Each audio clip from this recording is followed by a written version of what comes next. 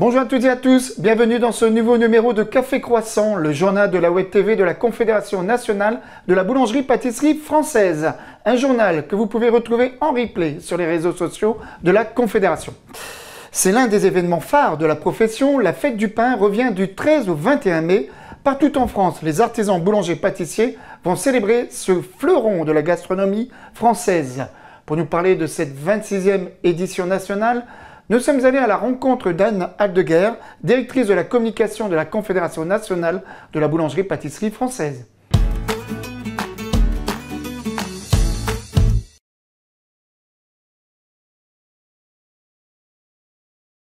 La 26e fête du pain se tiendra du 13 au 21 mai, une occasion extraordinaire et festive de célébrer un produit incomparable et remarquable de l'histoire de la gastronomie. La fête du pain a été lancée pour la première fois en 1996 à l'initiative de Jean-Pierre Raffarin. Elle se tient annuellement autour de la date du 16 mai, jour symbolique, comme vous le savez, de la Saint-Honoré, patron des boulangers. Cette manifestation nationale vise à réunir les professionnels, les passionnés de bon pain, pour rendre hommage aux artisans, à leur investissement quotidien et aux valeurs boulangères. À cette occasion, de nombreux événements se tiennent sur tout le territoire français. Ateliers de fabrication, dégustations, concours, portes ouvertes en boulangerie et bien d'autres animations conviviales. Le pain, qui est cet aliment fédérateur ancré dans notre quotidien, est au cœur des festivités. Toutes les manifestations de la fête du pain n'ont qu'un seul but, se rapprocher plus encore de notre clientèle, de votre clientèle. En ouvrant les boulangeries aux Français, ceux-ci sont ainsi conviés à rencontrer les acteurs de la filière, à se familiariser avec les techniques et les métiers, boulangers, pâtissiers, touriers, vendeurs. La boulangerie ouvre ses portes. C'est le thème de cette année. Face aux difficultés rencontrées, Covid, guerre en Ukraine, flambée des matières premières et des dépenses énergétiques, nous avons décidé d'ouvrir nos portes et notre cœur à nos clients. Nous souhaitons qu'ils prennent le temps de nous connaître. Certains vont les accueillir dans leur labo, d'autres prendront un peu plus de temps pour leur expliquer la fermentation, le façonnage, notre métier et ce beau mot qu'est la transmission. La fête du pain, donc c'est des événements partout qui auront de quoi satisfaire la soif et la curiosité, permettant d'aller à la rencontre des artisans pour en apprendre davantage sur leur quotidien, leur savoir-faire et leurs produits. Les boulangers-pâtissiers accueilleront tous les publics, sans restriction, les écoles, les scolaires, des visites, mais aussi une sensibilisation à l'excellence artisanale. Les groupements professionnels départementaux contribuent également à la célébration de la fête du pain par le biais de promenades gourmandes, d'ateliers, de fabrication, de concours, de journées et de rencontres avec les professionnels. Partout en France seront dévoilées les multiples facettes de l'univers boulanger, au plus petit comme au plus grand.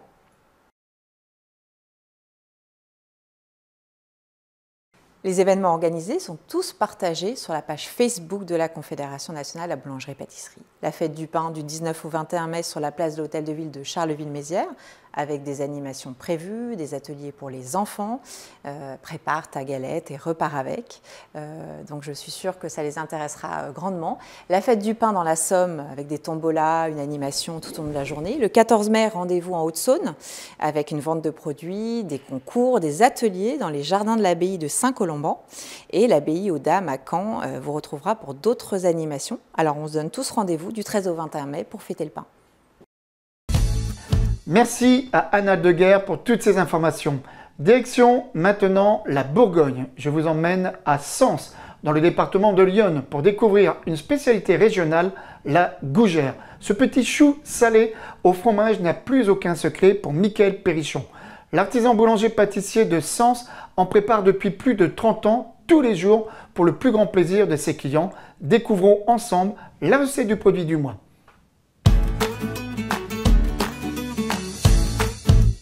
La gougère est une spécialité bourguignonne composée de pâte à choux et de fromage. Michael Perrichon, boulanger à Sens, nous partage sa recette.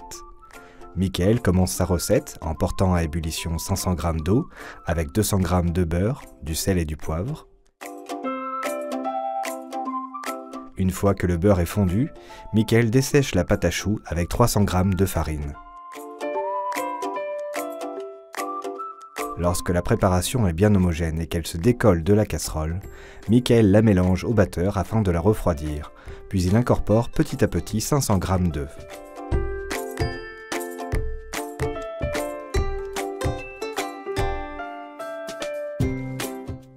La pâte à choux est prête. Il ne reste plus qu'à ajouter les 200 g d'emmental râpé. Les gougères sont ensuite formées à l'aide d'une poche à douille unie, puis parsemées d'une pincée d'emmental avant d'être enfournées pendant 30 minutes à 165 degrés.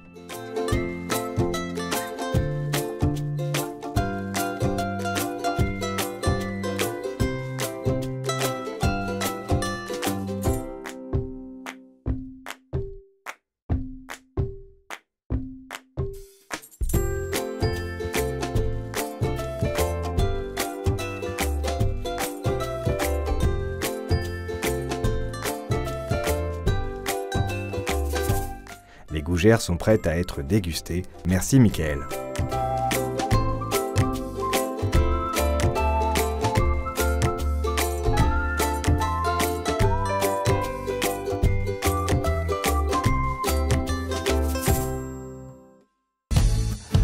À consommer sans modération et merci à Mickaël Perrichon de nous avoir mis en appétit en nous faisant partager son savoir-faire.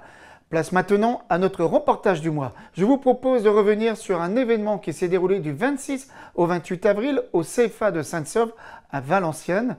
Je veux bien évidemment parler de la 27e session, l'un des meilleurs ouvriers de France boulangerie, ce prestigieux examen qui permet aux lauréats de décrocher un diplôme d'État de niveau 3 et de porter fièrement le fameux col de veste bleu-blanc-rouge. Reportage.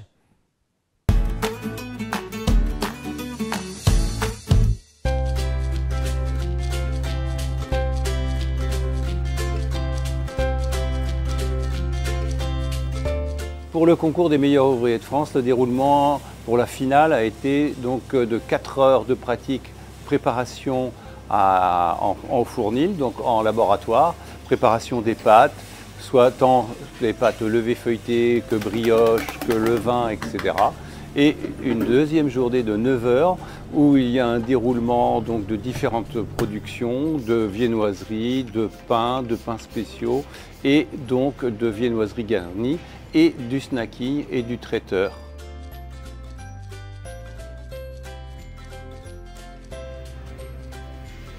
Le concours aussi se déroule sur une phase de pratique, mais aussi une phase de dégustation, c'est-à-dire que tous les produits fabriqués sont dégustés et analysés par un autre jury.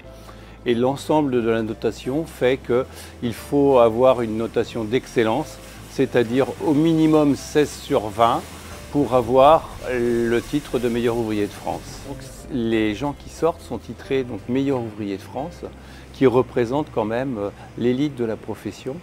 Et ce n'est pas seulement ce concours qui est important, c'est toute la suite qui vont donner à leur titre, soit dans le développement des productions, l'évolution du métier, l'évolution de la formation et surtout transmettre un savoir.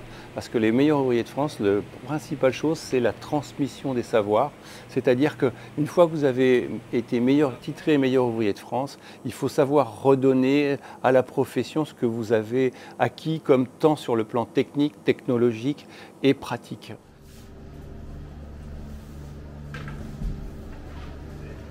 Ils étaient 13 finalistes qui étaient présents, tous présents bien entendu, parce que, mis à part s'il y avait un accident de la vie, forcément quand on arrive à ce niveau-là, ben, on est présent. C'est un engagement énorme, aussi bien familial que professionnel.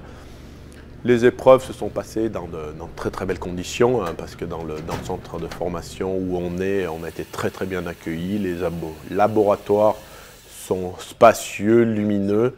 Donc de très belles conditions de travail pour eux. Le MOF, c'est l'excellence d'une profession totale, donc sur plusieurs parties, avec une partie déjà écrite qui leur permet d'accéder à la phase finale, parce qu'il y a l'obligation d'avoir un certain taux de réussite à cette partie écrite. Après, une fois la phase qualificative passée, vous arrivez sur la finale où on a bien entendu des très belles pièces artistiques qui sont présentés, qui sont un petit peu la marque de signature de ce concours meilleur ouvrier de France. On a vraiment senti une synergie, une bienveillance déjà des jurys qui sont là, parce que le jury est composé moitié meilleur ouvrier de France, moitié professionnel. Au jour d'aujourd'hui, on n'a que des produits qui sont magnifiques, des candidats qui se sont entraînés, des professionnels d'exception, Mais par contre, voilà, ce que nous cherchons au jour d'aujourd'hui, c'est l'excellence d'une profession et les pépites que nous avons.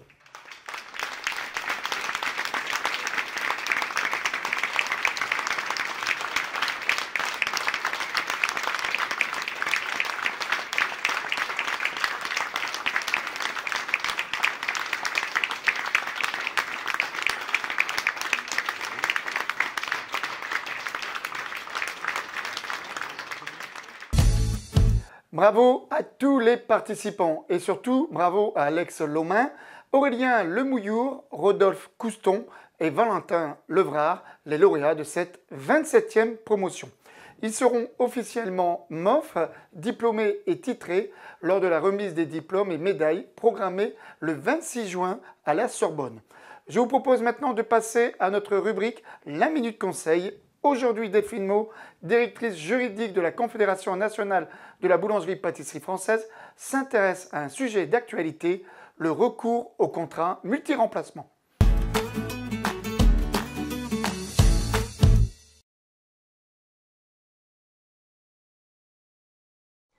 Depuis le 13 avril 2023, en qualité d'employeur en entreprise de boulangerie-pâtisserie artisanale, vous avez la possibilité de recourir au contrat multi-remplacement, sous forme expérimentale, pour une durée de 2 ans.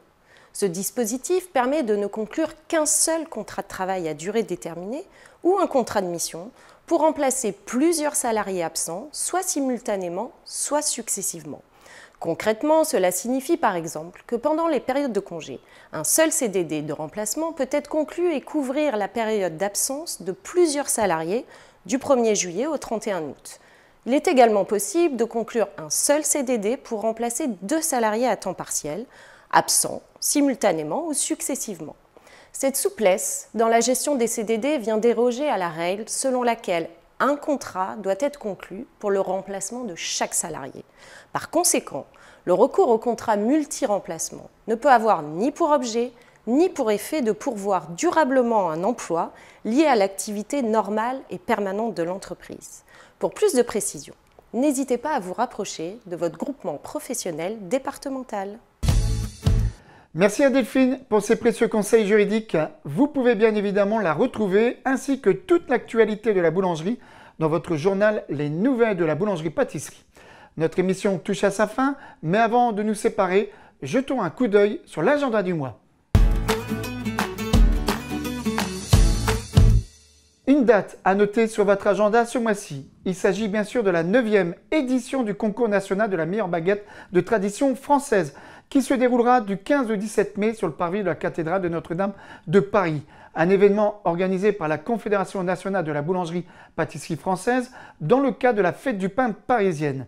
Comme chaque année, une vingtaine de lauréats issus des sélections régionales batailleront autour des fournils et devant le public pour tenter de décrocher le précieux titre national.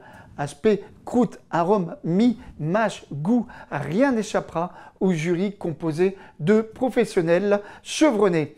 La remise de prix se déroulera le 17 mai à 17 h. Et voilà, c'est déjà la fin de notre émission. Merci à tous de votre fidélité. Nous nous retrouvons le mois prochain pour un nouveau numéro de Café Croissant. D'ici là, vous pouvez retrouver l'émission en replay sur nos réseaux sociaux. Je vous souhaite à toutes et à tous une excellente journée. Bye bye.